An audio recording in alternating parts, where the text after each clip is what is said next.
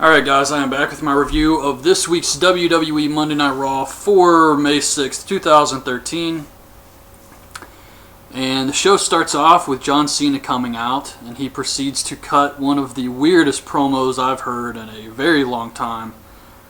Some of the stuff, I don't know what the hell he was talking about. Betty White being photoshopped having sex with him, and someone added a spatula to make it even more frisky.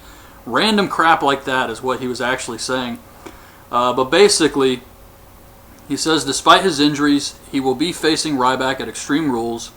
Vicky comes out and wants to know what stipulation Ryback and Cena want for the match.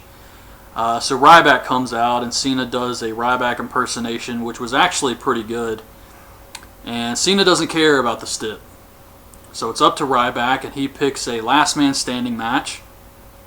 And I thought Ryback actually cut a pretty intelligent promo here.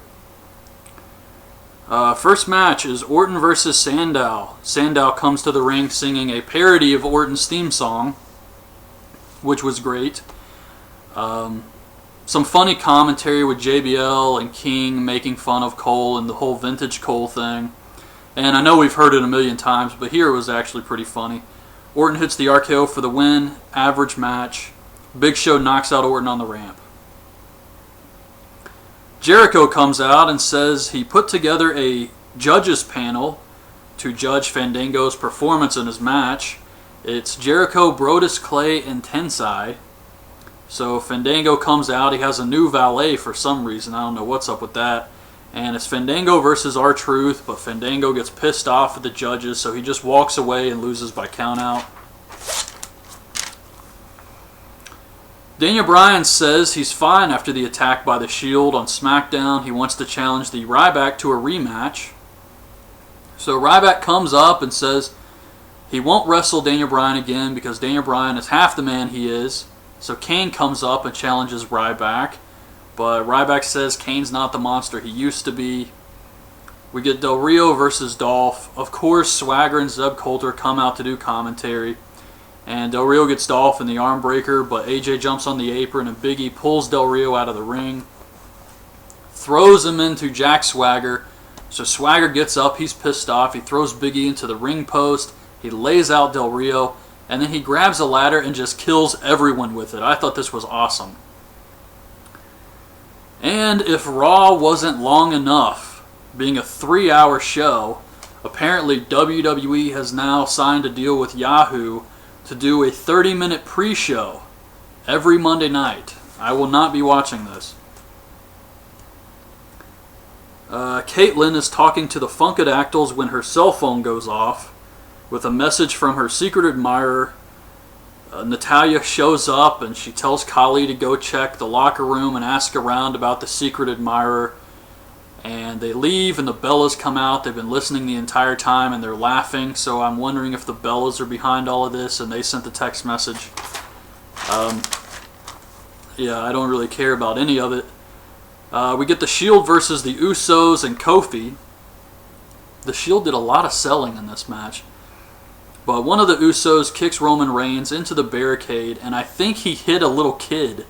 And the woman next to the kid says, "Are you alright?" It was, I don't know, random, but Rollins throws Kofi off the top rope, and Ambrose hits Kofi with the DDT move for the win. They show a clip of Cesaro ripping out a fake-ass dreadlock from Kofi on main event. I heard they had a great match on main event, but I haven't seen it yet.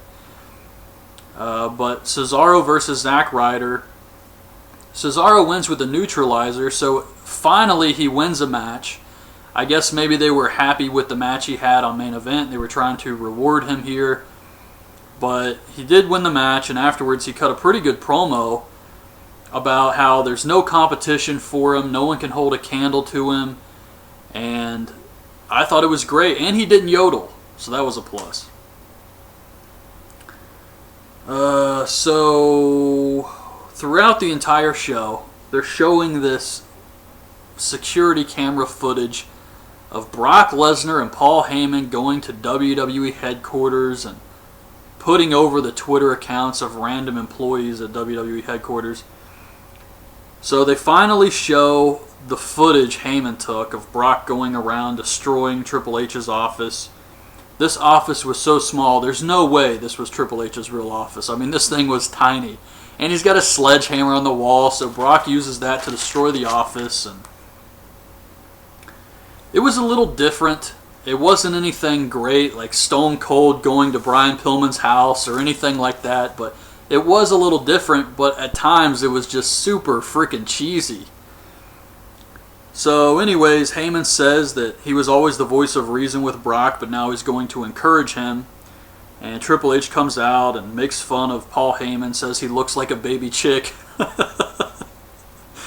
And he says that he's got 2 offices.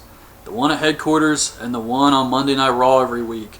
And the one on Raw is his real office. Caitlyn and the Funkadactyls versus AJ and the Bellas, which is an extremely hot team. Caitlyn gets in the ring, so AJ tries to tag the Bellas, but they leave her. And she gets speared by Caitlyn, so Caitlyn gets the win. Mark Henry comes out and challenges Sheamus to a match at Extreme Rules.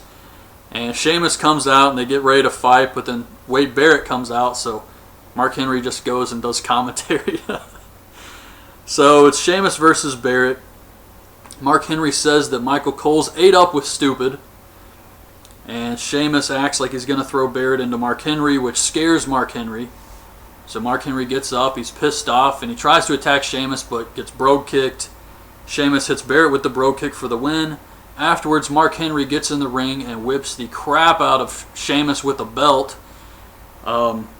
He says, "Tell me a joke now." Whip you like you stole something, boy. And he just beats the crap out of him, hits the world's strongest slam on the outside. So probably going to be a strap match for Extreme Rules. And as Mark Henry's walking up the ramp, he says, "I got enough whipping for everybody. I whipped the bad people." This was freaking great. I love this. And we get the main event, which is Ryback versus Kane. Kane looked bloated or something in this match, like a fat Elvis. It was weird, and his wig almost fell off. But Ryback hits Shell Shock for the win. The Shield comes out. Daniel Bryan runs down to help, and Ryback gets out of the ring, and then John Cena runs down to help. So they're trying to fight off the Shield, and Ryback gets in with the chair, and Cena goes to hit the AA on Reigns, and Ryback hits Cena with the chair, lays him out, stands over Cena to end the show. So that was Raw this week. I actually thought this was a pretty entertaining show. There wasn't really a lot of great matches or anything, but it was still entertaining throughout the 3 hours.